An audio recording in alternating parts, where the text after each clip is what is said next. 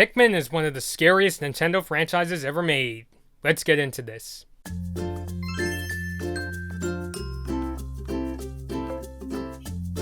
Okay, maybe that's a bit more debatable. I think if people were to talk about the scariest Nintendo franchises, people would bring up games like Earthbound, the Metroid series, the Zelda games, maybe even Fatal Frame. But that's not to say Pikmin hasn't had its share of an intimidating feeling and really creepy character designs. Not only is the game kind of intimidating because the game is shown in a way where it makes you feel like you're just as tiny a character as Olimar and the Pikmin, but it also has a share of really scary enemies as well. So me and my sister put together a list of our top 10 scariest Pikmin enemies from Pikmin 1 and 2. We're mainly going to focus on those two games since those are the two that we've played the most of.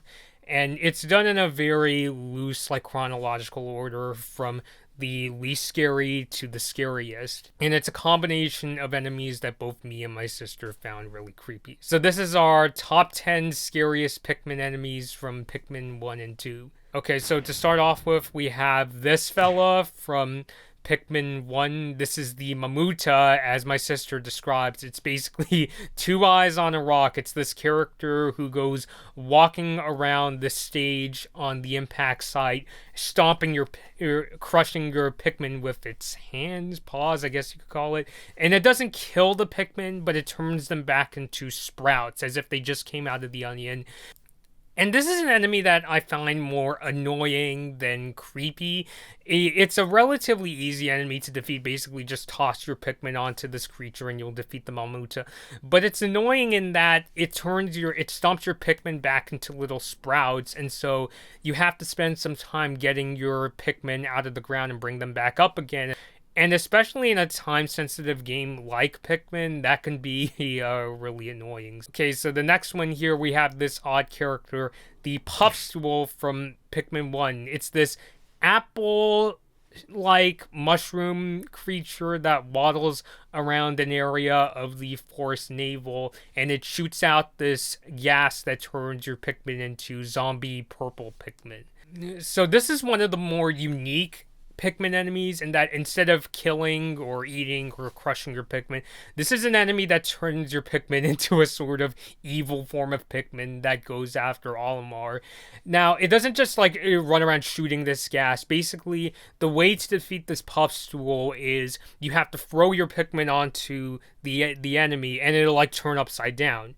But once it gets back up, you better call your Pikmin back because that's when it'll shoot out this gas that turns your Pikmin into the zombie Pikmin. And so what you can do if you end up getting some zombie Pikmin is you could either have your Pikmin attack them, but be careful, don't have them attack for a prolonged period of time because if you do, that will actually kill the Pikmin. You want to have them attack them just enough so that they'll turn back into normal Pikmin. Another strategy I've done is that like I've led them to a river once and it causes them to start like drowning and they're struggling to swim, but if you whistle and call them back, they'll turn back into normal Pikmin. So Puffstool is a relatively easy enemy to defeat and also one of the more unique ones in the original Pikmin.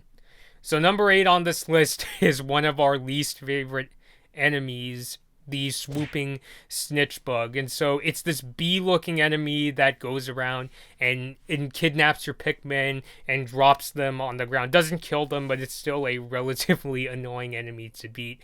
And as a person who found bugs like flies and bees creepy as a kid, I even kind of find them creepy even now. This is probably the first enemy on this list that I found to be pretty creepy.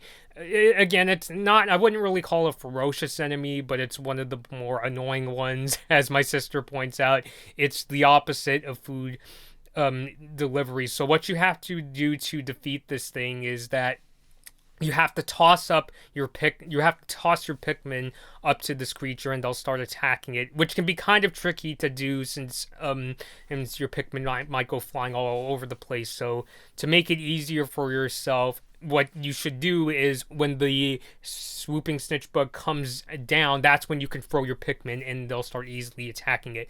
And the snitchbug will like, toss them off after a while, so you have to keep doing this again. So that's basically the pattern to defeat the swooping snitchbug. Right, so number 7 on this list is the Smoky Progg. So it's basically this ball-shaped enemy, this green ball-shaped enemy that emits this poison gas out of its rear end that kills your Pikmin. This is actually the one enemy from Pikmin 1 that we've never had to face of the times we played the game, because it's an enemy that only comes up on a very specific day in a very specific place in the first Pikmin. You have to be in the distant spring on day 15 in order to defeat this thing. And when you attack it, I've watched gameplay of people facing the Smoky Progg. You can't have your Pikmin hanging out by its rear end or its ass, or else the poison gas it emits will instantly kill them. So unlike the Puffstool, this is a enemy where the gas will kill your Pikmin, and my sister calls it serious poison instant death noodles. And from what I've seen, the way to defeat the Smoky Progg is you have to lure the Smoky Progg to your onion, and it'll be attracted by the light the onion shoots out. So it's kind of like how a fly is attracted to a light source, and that's when you can attack this thing and kill it. So number 6 on this list is one of the more surreal enemies of Pikmin, the Burrowing Snag. It's my sister calls it a bird snake, and that's basically what it is. It's kind of like a snake it's kind of like this creature that has the body of a snake but a bird's head, and it's relatively tricky to defeat. I remember I was actually able to beat it and its new counterpart in Pikmin 2, but from what I've seen in Pikmin 1, it seems to be harder to beat in the first Pikmin. And there's also like 3 in the same area of the Forest of Hope in Pikmin 1. They'll just come down and start eating your Pikmin, and you have to attack its face. When I was watching my sis play Pikmin 1, these enemies were actually really tough. It was the kind of thing where in her efforts to defeat the Burrowing Snag, she accidentally got Olimar killed, so it took a couple days for her to defeat this enemy, and I don't blame her. It looks like a really tricky enemy to beat, especially in the first Pikmin. Number 5 on this list is the Man-at Legs, this mechanical spider that shoots your Pikmin with its Gatling gun. I remember this was a pretty tricky enemy to beat in Pikmin 2. It was one of those creatures that costed me a lot of Pikmin to defeat, partially because I had a really stupid strategy as a kid where I brought as many Pikmin as I could to battle. But that's really a key strategy of the Pikmin games is that it's good to conserve some Pikmin so you don't end up getting them all accidentally killed, since some of these bosses, including the Man-at Legs, can be really tricky to beat. As my sis says, is if you saw this on your kitchen floor, you'd probably freak out. And if you stepped on this, like if it was an actual insect, it would probably hurt. It would probably feel like you're stepping on a Lego. Number 4 on this list is the Armored Cannon Beetle. This is the first enemy on this list that actually legitimately freaked me out as a kid. Not because of its design, but its attack. The Armored Cannon Beetle is this black beetle that, as the name implies, it shoots out these giant rocks that kind of look like bombs coming out of a cannon. I mean, they're not bombs that explode, they're just really giant rocks that will crush your Pikmin. So what I accidentally did was as a kid is that I remember knocking down this gate. It hides out in this one corner of the Forest of Hope, and when it saw me, it instantly shot out this rock that killed a third of my Pikmin. So I was just like, oh no, this is not good. And I shut off my GameCube instantly because oh no, it killed some of my Pikmin. And so lately, I had my sis take on this enemy. And it has this pattern where you have to throw one of your Pikmin into its upper snout. Not the one that shoots out the rock, but there's a snout on the top of its body that you throw one of your Pikmin into, and it causes the beetle to freak out. It will open its wings and reveal this reddish orange fleshy inner body that your Pikmin can defeat. And it's a pattern, like your Pikmin will attack it for a while, the beetle will close up, so you have to go back around, throw one of the Pikmin into the snout again, And just keep doing that until you eventually defeat this beast. Right. Number 3 on this list, one of the more recent enemies me and my sis had to face, the Emperor Bulblax. It's basically the super giant evil version of all those Bulborbs you've seen sprinkled throughout the Pikmin games. I remember this was relatively easy to defeat in Pikmin 2, because I remember I would just feed it a bunch of bomb rocks and it would kill it. But I think it's much harder to beat in the first Pikmin. I remember me and my sis had like a ton of discussions on how to defeat this thing. And what we eventually came across is that if you feed the Emperor Bulblax some bomb rocks, it's not going to kill it, but it'll like stun it. It'll be stunned to a point where you could throw some Pikmin at its face and start attacking it. And you have to be kind of careful as far as where you throw your Pikmin. You can't throw it on the Pikmin at the Emperor Bulblax's back, because its back is very rocky and it's like a shield, and you can't throw it on its cheeks because its cheeks are like really bouncy and the Pikmin will just like bounce off. And so really tough enemy to beat. It also, it doesn't just eat your Pikmin. It eats your Pikmin by like sticking its tongue out and waving around and eats Pikmin.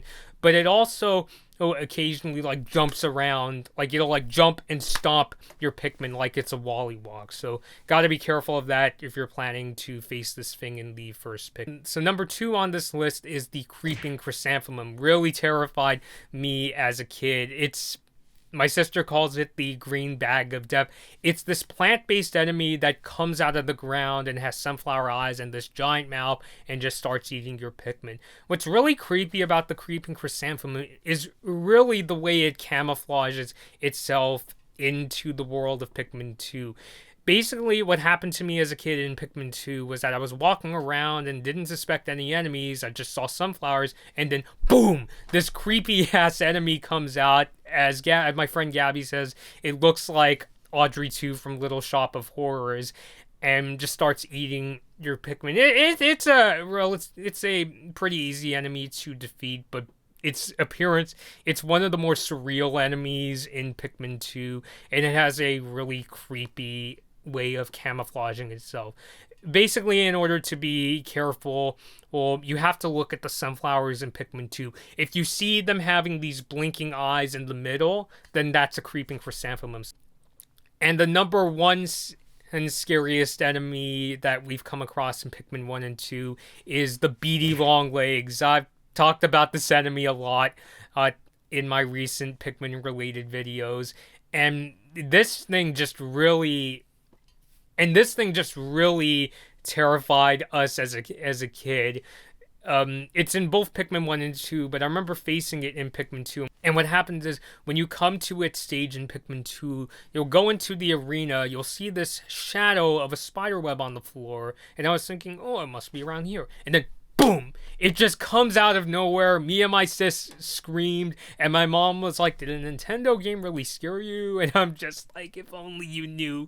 So yeah, it's a kind of tricky enemy to beat because it uses its feet to stomp Pikmin. So the strategy to beat it is you have to have a modest amount of, I would recommend yellow Pikmin because they can jump the highest. And you can throw the Pikmin to the ball in the center of this enemy. It sounds really strange, but that's basically how you defeat it. And I think this is one of those enemies that costed me quite a bit of Pikmin in Pikmin 2.